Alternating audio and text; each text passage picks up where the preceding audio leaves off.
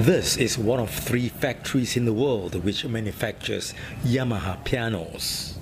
PT Yamaha Indonesia was established in 1974, and after nearly 50 years, the company will cease operations at the end of December amid falling global demand.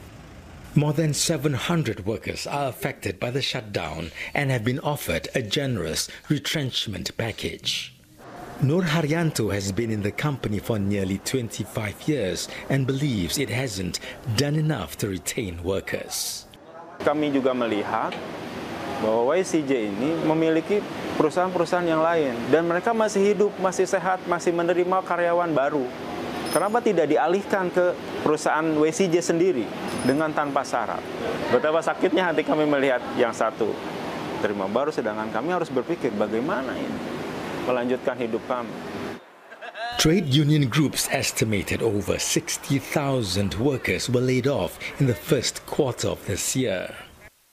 In a recent economic forum, the labor movement predicted another 50,000 workers could lose their jobs owing to the steep tariffs imposed by the US.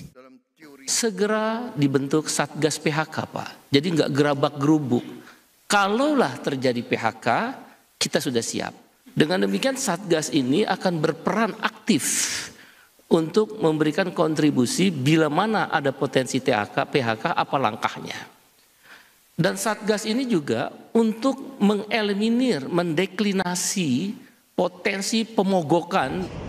Indonesia posted a nearly $17 billion trade surplus with the US last year, which led to President Donald Trump imposing a 32% levy on Indonesian exports as part of his reciprocal tariff policy to address trade imbalances. However, Mr. Trump almost immediately paused the implementation of these tariffs on all countries except China for 90 days. The footwear industry is labor-intensive, and the products are one of Indonesia's leading exports to the United States. Data from the Indonesian Footwear Association showed that the value of exports to the US was more than $2.3 billion last year.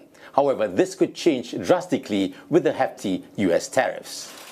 The tariffs are expected to drive up the price of Indonesian goods in the US market, making them less competitive with goods from other countries. This could lead to declining foreign demand and local output, forcing companies to implement efficiency measures, including layoffs. The trade war between the US and China has also raised concerns about Chinese producers redirecting their goods to other markets that could hurt local industries struggling to compete with low-cost imports.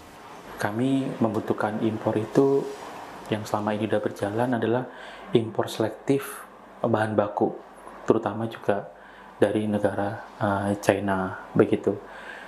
Tetapi kalau impornya besar, berharap pemerintah juga menegakkan hukumnya untuk menertibkan impor ini, entah jalur legal dan ilegal, secara baik. Harus antisipatif dari pihak pemerintah untuk melindungi UMKM dalam negeri kita. Despite the challenges, the trade tensions between the US and China may also create opportunities that Indonesia can take advantage of. So Indonesia should position ourselves as a fertile ground for China to reallocate their investment to Indonesia. The government of Indonesia should focus on high quality investment from China. For example, EV, electric vehicle. Having investment in Indonesia is a great benefit for the China, because Indonesia is a big market and they can use Indonesia as a hub to export the product from Indonesia to all over the world. The Indonesian government is preparing an economic stimulus package to help industries affected by the US tariffs and aimed at preventing job losses. This includes deregulation measures that could improve the business environment, attract investments, and create employment. Saiful Bahri Ismail, CNA, Jakarta.